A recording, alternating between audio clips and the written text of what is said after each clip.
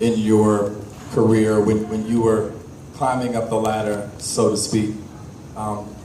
What were some of those stressful moments for your life, and how did you move past them? Sure. So I moved to Los Angeles going on a little over 8 years ago from Buffalo, New York. And I had moved down here to be a corporate finance recruiter for a small firm. And when I was hired, there were 5 recruiters. And when I started my job a month later, there were 2 recruiters. This was in 2008, right when the economy tanked. And it was the owner and 1 recruiter that was left. And I was there for 3 days, and the owner gave me a personal check and sent me on my way, saying she couldn't afford to keep me on. I'd given up, I sold a house, and my dog had given to somebody to watch for me until I could get settled. Downsized everything by 2/3 in order to move to Los Angeles to kind of have a fresh start for myself. And I wasn't quite sure what to do. So when I put myself through school years and years ago, I was a corporate paralegal. And so I decided, you know what, they get paid really well here. I can pay my bills, so I'm going to go back and be a corporate paralegal with the current firm that I'm at. And after I really struggled with what I was going to do, that there weren't jobs out there that I was really going to be passionate about, that nothing that really, tripped my trigger, that kind of, got me motivated. And so within the firm was at that time was only about 5 years old, almost 5 years old, and only had 10 attorneys, and they didn't have any kind of marketing program.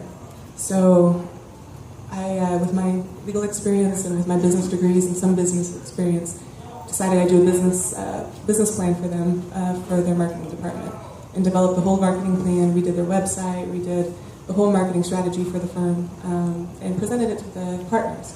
And that was about a year or so, year and a half after it started with the firm, and completely decided that was something I could be passionate about, and that I could. It was really stressful though, as far as trying to get, figure out what I wanted to do and how to cultivate that and how to get myself to that position. But instead of quitting the job and moving on to something else I wouldn't enjoy, I created an opportunity.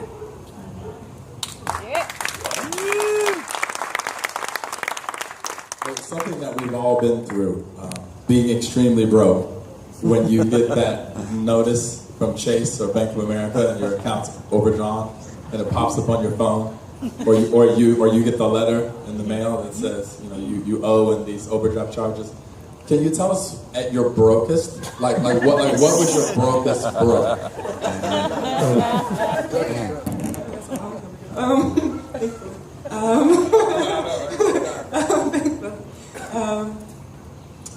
My brokest broke was when I first moved to Los Angeles, or not before I moved to Los Angeles. I was up in I don't know if any of you guys have even heard of it, but California City. Anybody here ever heard of California City, California? That's not a real place. Yeah. That is a sign on I don't know what the freeway is, off the 14 going up north on your way to Mammoth. There's a sign that says "Welcome to California City." There's a town there. I lived out there for about a year working for a federal prison. I don't look like that kind of girl.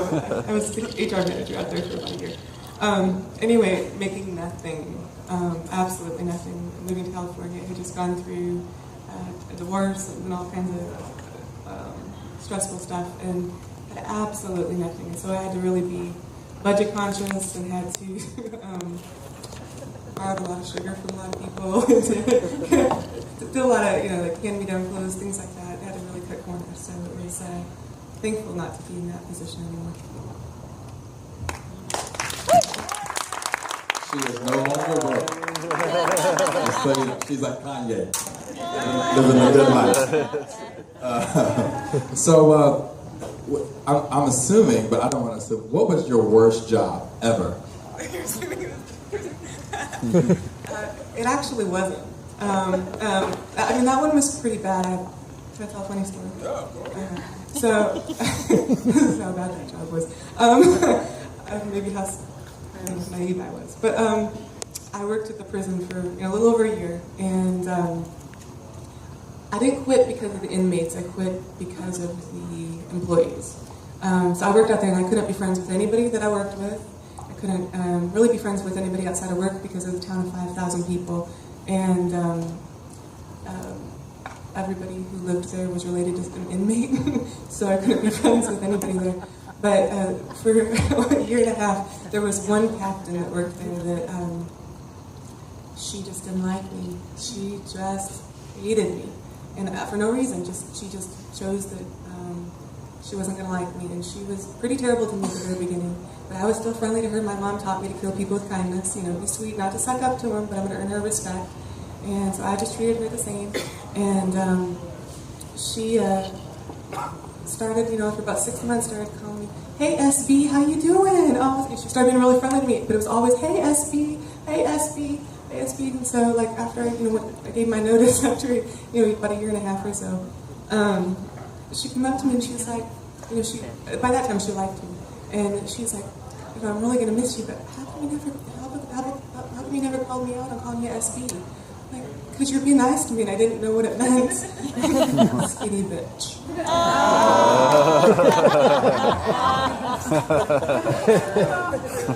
So just to shift gears a bit,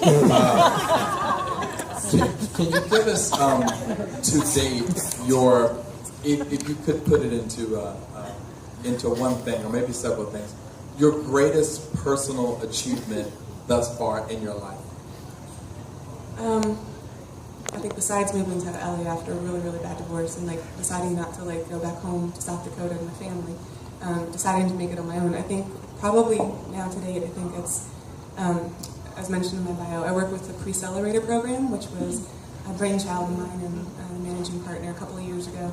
We put together a program for entrepreneurs there's a gap between entrepreneurs that can get into accelerators that have revenue, that are ready for financing, and companies that are idea stage that don't have the resources, don't have the funding.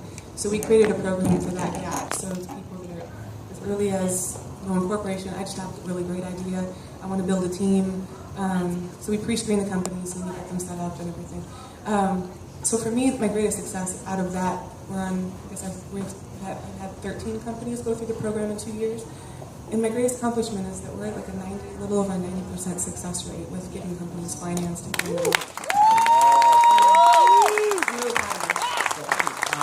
Heidi, it's Jason out here. So one thing that I'd love to hear, talking about your Pre-Accelerator program, so what sets it apart from the entrepreneur who actually gets to be inside the program versus not? Are there any key traits that you find in those entrepreneurs?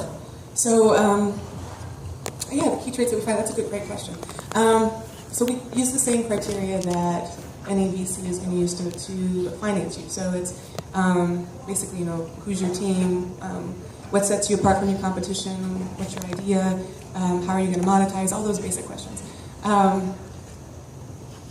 But I think a big part of that is that you have to have the person coming in has to be passionate about their idea. They have to have done the groundwork.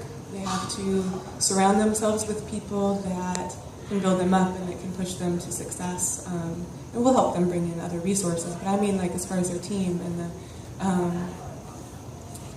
their immediate group of people that are helping them with their idea really has to be solid.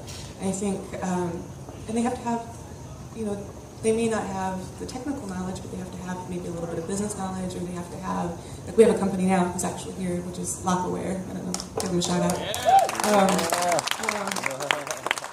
They have industry expertise. So their company is a platform for locksmiths right now. It'll branch out to other industries.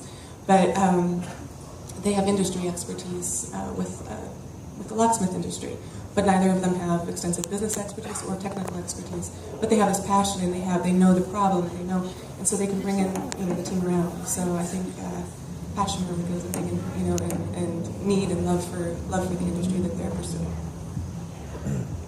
I know something that's very important to all of us, and coming up to this event, trust me, I was like, James, practice what you preach.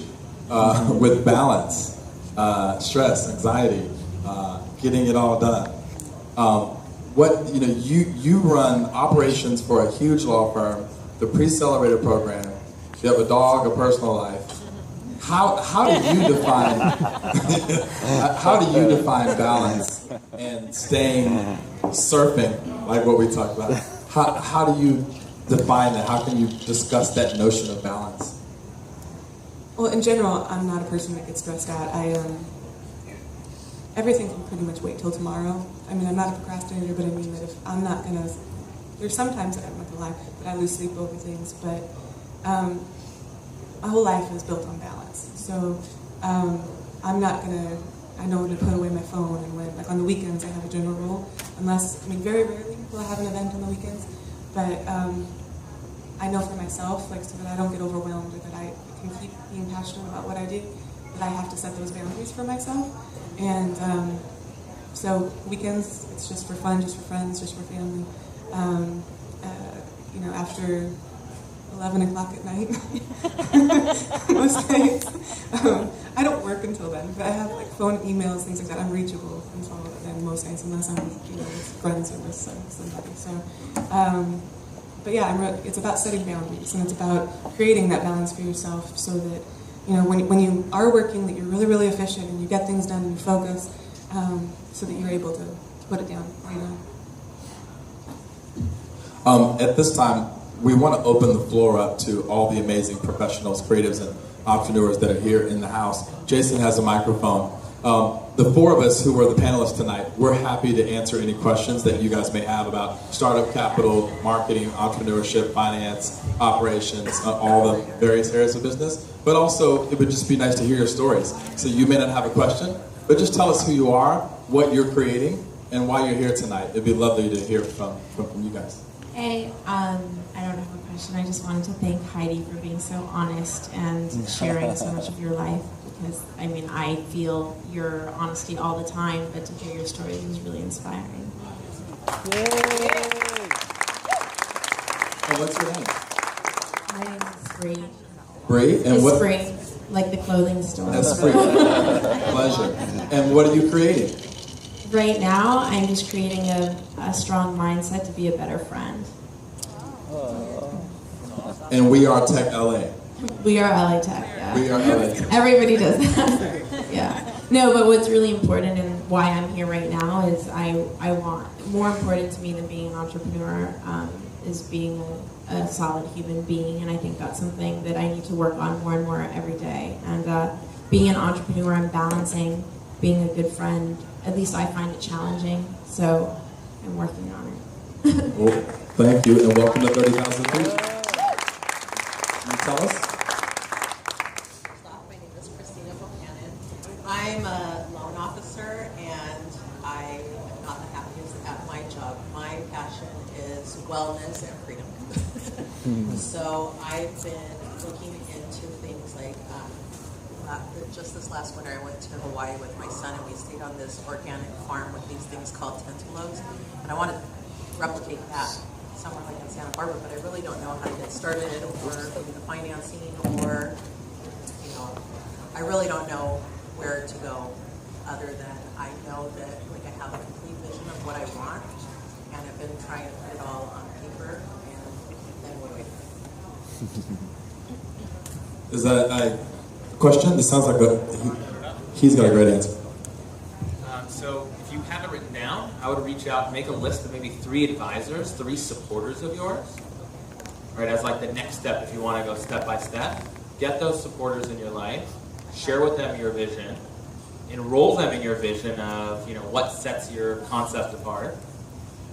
Have a setting and a stage where you can do that. Is that, where are you in the stage of things right now? Somewhere along those lines, but as far as supporters, like, can you be more specific? So there could be everybody from like mentors who maybe you found in that similar industry. Like I'll go back to Hawaii. Where were you inspired? I bet you that same farm would love to partner with you and launch something in your new location. And I bet you, if anything, they're going to connect you with the right folks because they started it somehow. So that would be my suggestion. I don't know what you think, Heidi. That was actually what I was going to say along the line. So I think that you go back to not just the place in Hawaii, but other similar, you know, businesses in the U.S. and find out who are their investors, who are their advisors, who are the people that are contributing to them. And replication is okay. I mean, it's I start from scratch, right? And actually, with investors, you go to an investor that invests in that type of a business. They're more likely to invest in you, being that you're going after that same endeavor, right? Quick special shout Carrie Ann Malott is the head of social media at eHarmony. Yeah. Will you stand up real quick, Carrie Ann? She's going to be the special guest on June 1st, our next series. Social media queen. So if you guys have some questions, she knows the Google, the Facebook, the YouTube, the Instagram, the Snapchat, all the social media. What's up? You guys don't be shy. Who's got a business? Who's got an idea? Taryn. First of all, I want to thank all three of you for coming up with this. For coming up with this idea. Everybody, I'm Taryn. James is my buddy here. But you guys are awesome. And thanks for being. The honesty, I think, is amazing. The transparency, that's really what. There's not enough of that in our life, so it's kind of refreshing to see. Just a quick thing. I'm personally in the process of launching a craft whiskey label. It's been.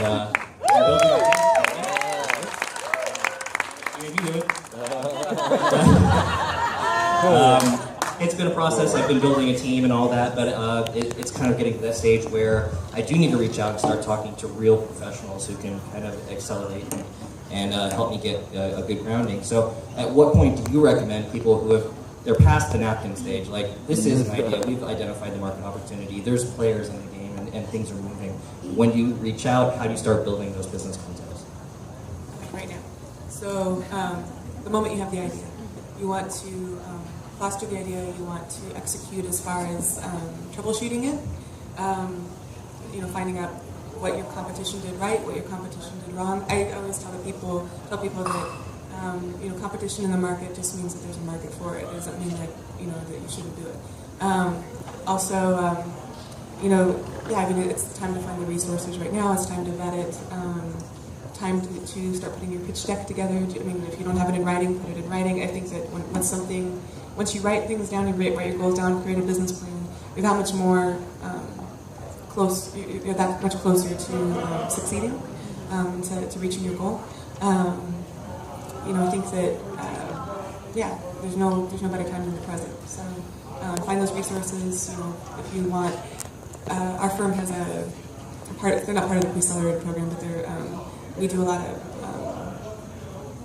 fundraising, things like that for them. But it's Fireman's Brew, which is a beer manufacturing company. So we have a pretty big knowledge as far as the alcohol industry, the drinks industry. So I'm happy to talk to you as far as resources for you. Okay? I know there's a lot of people in the house that are singers, actors. Maybe that's a little bit of a different angle that we can approach too, because I know for a lot of creatives, it's like, I am my business. So is there anyone here who's an actor, a singer, that wants to speak about their career path? She's not an actor, I think she wants to sing something.